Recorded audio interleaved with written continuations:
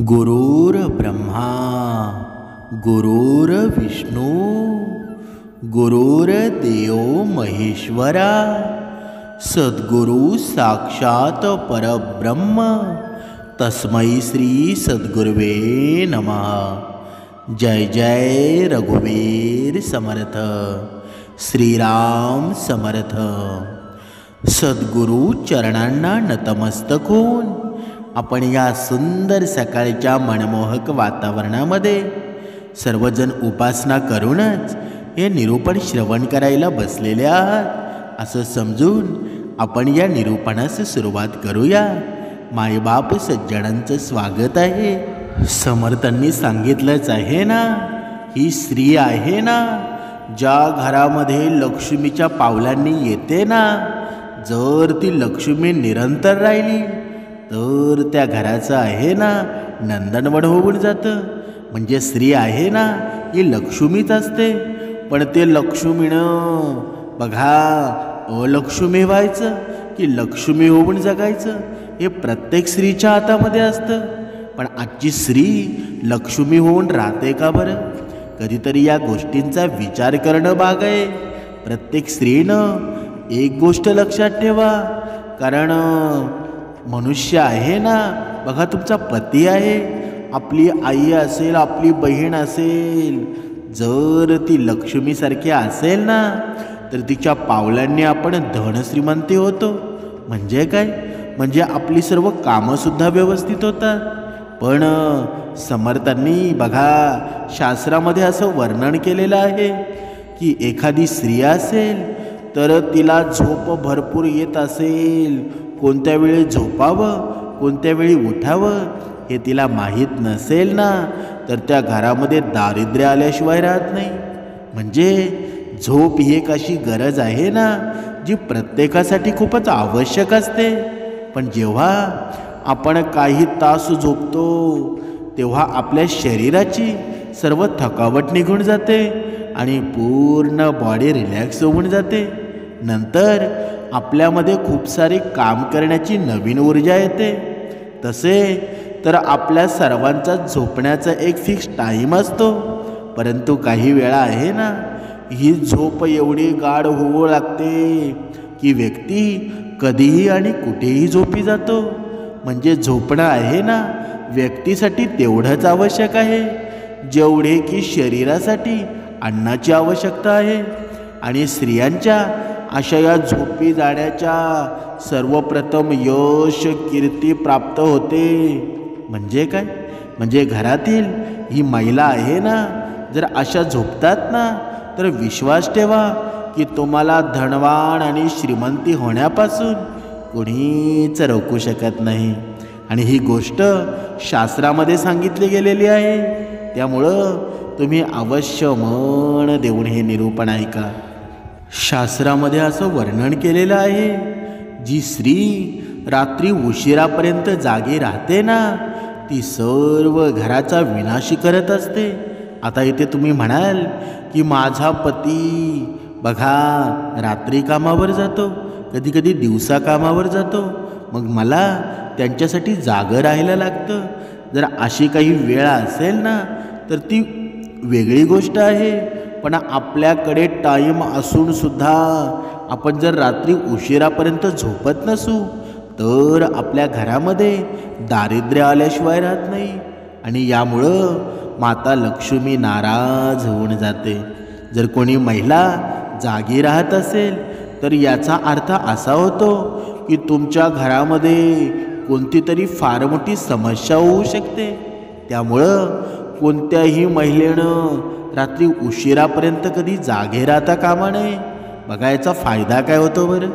जेव्हा उशिरा आपण जागतो ना तेव्हा आपण कधीच सकाळी लवकर उठू शकत नाही। म्हणजे काय? म्हणजे जो सकाळी लवकर उठत नाही त्याला आजारपण जडतात, त्याला वेगवेगळे दोष निर्माण होतात। म्हणजे काय? म्हणजे असं केल्यानं भयंकर दोषसुद्धा लागतात। त्यामुळं रात्री लवकर झोपून सकाळी लवकर उठलं पाहिजे। धर्मशास्त्राच्या अनुसार ज्या घरातील महिला आहे ना आपला जास्तीत जास्त वेळ झोपण्यासाठी बर्बाद करतात ना, त्या घरात कधीही राहू, केतू आणि शनीची क्रूरदृष्टी पडू शकते. त्यामुळं तुम्ही असे कधीच करता कामा नये. जी महिला नेहमी सर्व वेळ झोपण्यातच घालवते, तेव्हा सर्व देवी देवता आहेत ना, तिच्यावर आशीर्वाद कधी पडत नाही. त्यामुळं मर्यादितच झोप घेतली पाहिजे. कारण जी जास्त झोपून राहणं ही धनाची हानी आणि आजारांना निमंत्रण देण्याच्या बरोबरीचंच आहे ना. आणि जेव्हा तुम्ही रात्रीच्या वेळी झोपण्यासाठी अंथरुणावर येतात ना, तेव्हा तुम्ही नकारात्मक ऊर्जांनी भरलेल्या गोष्टींविषयी अजिबात चुकूनही चर्चा करू नका, अथवा अशा गोष्टींविषयी विचारसुद्धा करू नये. असं केल्यानं नकारात्मक ऊर्जा आकर्षित होते आणि तुमच्या स्वप्नामध्ये येऊन तुमच्यावर प्रभाव पाडायला सुरुवात करते. बघा, झोपतावेळी नेहमी मनातच चांगल्या सकारात्मक गोष्टींविषयी चिंतन करत झोपलं पाहिजे. यानं आपणास यश, कीर्ती, उन्नती प्राप्त होत राहते. कदाचित ही गोष्ट आहे ना, फारच कमी लोकांना माहिती असेल की आठवड्यातील काही खास दिवसांच्या वेळी तुम्ही कधीही उशिरा उठता कामा नये. तसं तर उशिरा उठण्याची सवय आहे ना, ती शास्त्रानुसार योग्य मानली जात नाही. परंतु काही खास दिवसांच्या वेळी परिवारातील सर्व सदस्यांनी या काही गोष्टींची खास काळजी घेतली पाहिजे की कोणत्या दिवसामध्ये उशिरा उठणं सर्वात भारी दोष आणि भयंकर असतं, बरबादीचं कारण बनतं. त्यामुळं मंगळवार, शनिवार, गुरुवार जेवढे शक्य होईल ना, तेवढे लवकर उठण्याचा प्रयत्न करा. कारण की ही वेळ तुमचा विनाश करू शकते. शास्त्रामध्ये स्पष्टपणे असं सांगण्यात आलेलं आहे की या दिवसांमध्ये उशिरा उठल्यानं त्या व्यक्तीवर खूप सारे दोष लागतात. चला तर आता आपण पाहूया सकाळच्या वेळी उठण्याचा योग्य मुहूर्त नेमका कोणता आहे बरं. कोणत्या वेळी तुम्हाला उठलं पाहिजे. आणि पहाटे 4 ते 5:30 पर्यंत उठणं हे तुमच्या जीवनाची उन्नती आणि कामयाबीचं लक्षण दर्शवतं. समर्थांनी सुद्धा सांगितलंच आहे ना, मनुष्याने नेहमी ब्रह्ममुहूर्तावर उठावं. ब्रह्ममुहूर्तावर जर तुम्ही उठलात ना, तर तुमची सर्व कामं व्यवस्थितसुद्धा होतील. तुमचं शरीर स्थूळसुद्धा होणार नाही आणि तुमच्या सर्व आकांक्षा पूर्ण होतील, तुमच्या इच्छा पूर्ण होतील. बघा, यावेळेस उठणारा व्यक्ती असतो ना, देवी देवतांचा आणि धनलक्ष्मीचा अत्यंत प्रिय असतो. जेव्हा कोणी महिला यावेळेस उठते ना, तेव्हा त्या घरामध्ये धनलक्ष्मी अति प्रसन्न होते आणि अशा घरामध्ये कायम तिचा वास राहतो. महिलांनी सकाळी उठल्यानंतर सर्वप्रथम आपल्या घराचं अंगण म्हणजे आपल्या मुख्य दरवाजाच्या समोर झाडू मारला पाहिजे. आणि त्यानंतर आपल्या घरामध्ये पहाटे 4 ते 5:30च्या दरम्यान उठणं शक्य होत नसेल तर कमीत कमी 6 वाजेपर्यंत अवश्य उठावं. कारण की घरातील सर्व सदस्यांनी या गोष्टीचं ज्ञान अवश्य ठेवलं पाहिजे की सकाळी 7 वाजल्यानंतरही घरातील सदस्य झोपून राहत असतील तर अशा घरामध्ये आहे ना, देवी देवता आपला वास कधीच ठेवत नाही. ते कायम स्वरूपामध्ये त्या घरातून निघून जातात. आणि त्यामुळं तुम्ही ही चूक कधीही करू नका. जर तुम्ही तुमच्या घरामध्ये सुख, समृद्धी आणि आनंदाचं वातावरण करू इच्छित असाल ना, तर तुमच्या घरामध्ये 7 वाजल्यानंतर घरातील कोणत्याही सदस्यानं झोपून राहता कामा नये. जर कोणी आजारी असेल तर काही हरकत नाही, पण इतर दिवसामध्ये तुम्ही ही चूक करता कामा नये. जेव्हा घरातील महिला आहे ना, पूर्व किंवा दक्षिण दिशेला आपले डोके करून झोपते, तर ते पूर्ण घर आणि कुटुंब आहे ना, परिवार आहे, धन धान्यानं भरून राहतं. घरात आनंदाच्या झुळूक येतात. म्हणजे जसं की मनात पाण्याचा वर्षाव होत आहे ना, या दिशेमध्ये पुरुष आणि महिला दोन्हीही डोके करून झोपतील तर तुमच्यासाठी खूपच चांगलं राहील. त्यामुळं घरातील सर्व सदस्यांनी या दिशेकडे डोके करून झोपलं पाहिजे. तसेच आपल्यापैकी बऱ्याचशा दाम्पत्यांच्या मनामध्ये हा प्रश्न सतावत असतो की रात्री पती आणि पत्नीनं कसं झोपलं पाहिजे. शास्त्रामध्ये असं सांगण्यात आलेलं आहे, दाम्पत्य जीवनामध्ये आपल्यातील प्रेम आहे ना, योग्य ताळमेळ जुळून राहण्यासाठी पत्नीला पतीच्या डाव्या बाजूला झोपलं पाहिजे आणि पतीला पत्नीच्या उजवीकडे झोपलं पाहिजे. त्याच्या मागे मुख्य कारण हे आहे की पत्नीला पतीचे डावे अंग मानलं गेलं आहे आणि पतीला पत्नीचा उजवा हिस्सा मानला गेलेला आहे. त्यामुळं त्यांच्या पारिवारिक जीवनामध्ये संतुलन बनून राहतं. म्हणून ज्या घरातून माता लक्ष्मी नाराज होऊन जाते त्या घरामध्ये धन संपत्ती समस्यांना झुंजावं लागतं. खरं तर कित्येक वर्षापासून अशा परंपरा आहेत ना आणि मान्यता चालत आलेल्या आहेत, ज्यांच्यानुसार असं बोललं गेलेलं आहे की जर अशा काही गोष्टी केल्या तर लक्ष्मी त्या घराकडे कायमची आपली पाठ फिरवते. त्यामुळं तुम्ही हे नेहमी लक्षात ठेवा की तुम्ही तुमच्या घरामध्ये अशा काही कामांना अजिबात करण्यात जाऊ नका आणि तुम्हाला तुमच्या जीवनामध्ये धनाचा अभाव झेलावा लागू नये. चला तर मग अशी कोणती कामं आहेत की ती जाणून घेऊया की जी सायंकाळच्या वेळी किंवा रात्रीच्या वेळी कधीच करता कामा नये. लक्षात असू द्या, जसं तुम्ही सकाळी उठल्यानंतर तुमच्या घराची संपूर्ण साफसफाई करताना पूजापाठही करता, अगदी तसंच सूर्य मावळल्यापूर्वी आपल्या घराची साफसफाई करा. कारण की घाण असतात ना, केर कचरा असतो, तो धनलक्ष्मीला अजिबात पसंत नसतो. असं मानलं जातं ना की सायंकाळच्या वेळी आणि रात्रीच्या वेळी दूध दही मीठ पीठ कोणालाही देता कामा नये.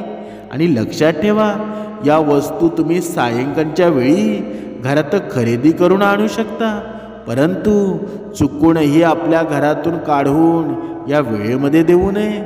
जर तुम्ही ही चूक केली ना तर तुम्हाला पुढच्या कालावधीमध्ये काही प्रश्न निर्माण होऊ शकतात. असं बोललं जातं ना की आळस हा मनुष्याचा सर्वात मोठा शत्रू आहे आणि उष्ट्या भांड्यांच्या बाबतीमध्ये तुमचा हा शत्रू आहे ना, धन लक्ष्मीला सुद्धा नाराज करू शकतो. काही घरांमध्ये लोक आहेत ना, हा आळस करतात आणि रात्रीच्या वेळी उष्टी खरकटी भांडी तशीच ठेवून देतात आणि दुसऱ्या दिवशी ही भांडी धुतली जातात. आता आपण पाहूया शास्त्रामध्ये नक्की काय सांगितलेलं आहे की जेव्हा रात्रीची उष्टी भांडी किचनमध्ये ठेवल्यानं लक्ष्मी नाराज होते आणि माता अन्नपूर्णेचा अपमान केल्याचं मानलं जातं.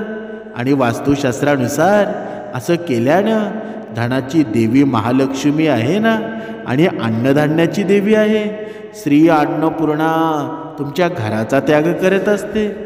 आपल्याला तर सर्वांना माहीतच असेल की लक्ष्मीला अन्नदाता असं बोललं जातं, म्हणजे तिच्या कृपेनं आपणा सर्वांना धनसंपत्ती प्राप्त होते, अन्नधान्याची प्राप्ती होत असते.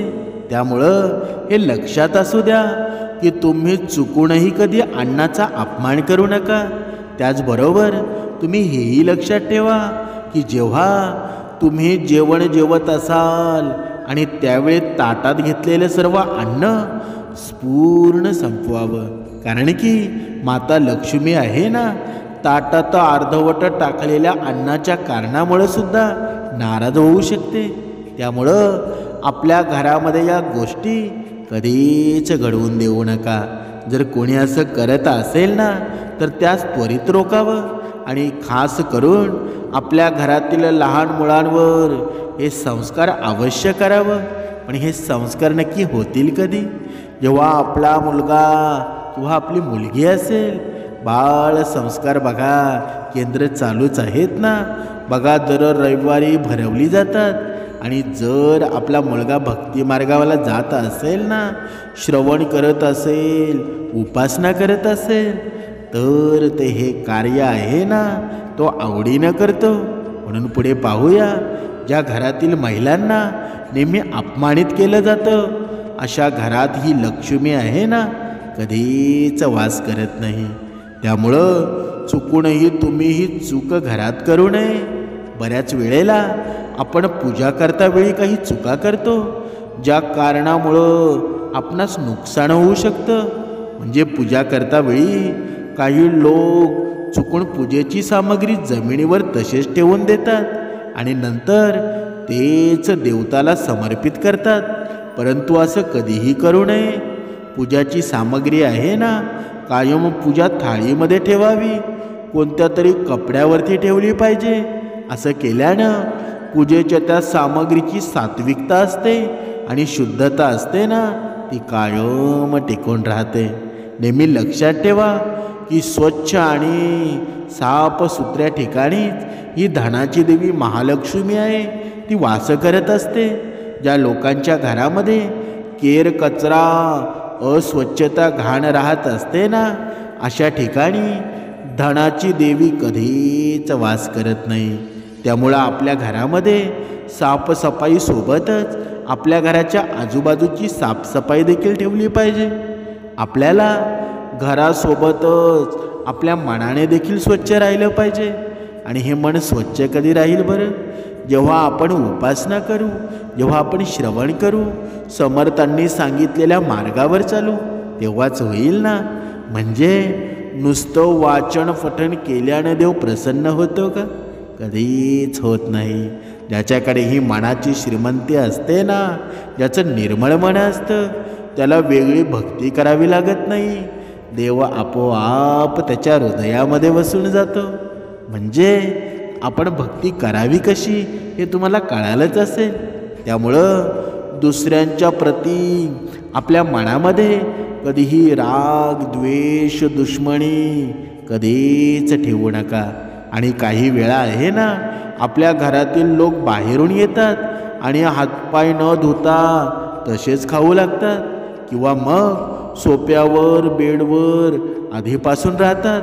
परंतु असं करणं धार्मिक आणि वास्तू या दोन्हींच्या दृष्टिकोनातून अतिशय अशुभ मानलं गेलेलं आहे. त्यामुळं घरात प्रवेश केल्यानंतर आपण स्वतः स्वच्छ हातपाय धुवावे, नीटनेटकं राहावं. काही लोकांना सवय असते तिथे अंथरुणावर बसूनच किंवा बेडवर बसून जेवण करतात. पण असं कधीच करू नका. कारण अन्नपूर्णा मातेला बघा एक स्वरूप मानलं जातं. असं केल्यानं अन्नाचा घोर अपमान होत असतो. त्यामुळं अशा लोकांवरती माता लक्ष्मी आहे ना पूर्ण जीवन काळासाठी नाराज राहू शकते. यामुळं लोकांच्या शरीरामध्ये भयंकर आजारसुद्धा येतात आणि याचे कर्ज वाढत जाते. त्यामुळं नेहमी सन्मानपूर्वक पद्धतीनं टेबल अथवा खुर्चीवर किंवा मग जमिनीवर असं टाकून जेवलं पाहिजे. परंतु कधी बेड अथवा अंथरुणावर बसून जेवण करू नका. आणि घरामध्ये कचऱ्याचा डब्बा ठेवणं ही एक फारच उत्तम सवय असते. त्यानं घर साफ राहतं आणि सकाळी कचरावाल्याला कचरा देताना कोणतीच अडचण राहत नाही. परंतु चुकूनही डस्टबिन म्हणजेच कचऱ्याचा डबा आहे ना घराच्या समोर म्हणजे अगदी दरवाजाच्या समोर कधी ठेवू नका. बऱ्याच वेळेला काही लोक असतात ना आपल्या सवलतीसाठी असे करतात, ज्यानं ही कचरावाला सकाळी तुम्हाला त्रास न देता कचरा घेऊन जाईल. परंतु असं केल्यानं धनाची देवी लक्ष्मी आहे ना तुमच्या दारातून परत जाते. तसेच शेजाऱ्यांसोबत आपले संबंधही बिघडू लागतात. त्यामुळे ही चूक आहे ना तुम्ही कधीच करू नका. आता बघा तसेच पाहूया की पत्नीनं कोणती कामं केल्यामुळं आपल्या पतीच्या धन श्रीमंतीमध्ये वाढ होते किंवा आपला पती धन श्रीमंत होतो. पत्नीनं दररोज नियमितपणे आपल्या देवघरामध्ये देवांसमोर आपल्या पतीसाठी प्रार्थना केल्यामुळं पतीच्या वाईट गोष्टी देखील दूर होऊ लागतात. म्हणजे पत्नीनं नेहमी आपल्या चेहऱ्यावर हास्य ठेवलं पाहिजे, म्हणजे दर वेळेला हसतमुख राहिलं पाहिजे. पत्नीनं पतीच्याच कमाईनुसार खर्च करावा आणि त्या खर्चाचा हिशोब देखील ठेवावा. सकाळी काहीही न खाता नियमित स्नान करून तुळशीची पूजा करून जळार्पण करावं. रोज संध्याकाळी तुळशीच्या रोपाजवळ मोहरीच्या तेलाचा किंवा देशी तुपाचा दिवा लावावा. रोज सकाळी सूर्याला जळ अर्पण केल्यानं सौभाग्य प्राप्त होतं आणि घरामध्ये धनाची नेहमी बरकत होते. तसेच आपल्या पतीच्या मान सन्मानात सुद्धा वाढ होत जाते. महिलांनी नेहमी आहे ना, सकाळी स्नान झाल्यानंतर आपले केस बांधून कपाळाला सिंदूर लावून तुळशीला जळ अर्पण करावं. यामुळे माता लक्ष्मी आहे ना, अखंड प्रसन्न राहते आणि सौभाग्याचा आशीर्वाद देते. आता ही पाहिलेली जी माहिती आहे ना, ती आपण शास्त्राद्वारे पाहिलेली आहे.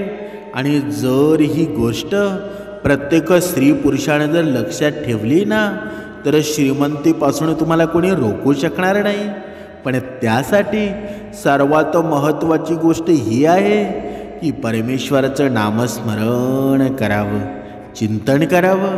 आणि जर तुम्ही कर्माने जर व्यवस्थित असाल ना, कर्माने श्रीमंती असाल, तर तुम्हाला पैशाची श्रीमंती आहे ना, ती आपोआप येऊन जाईल.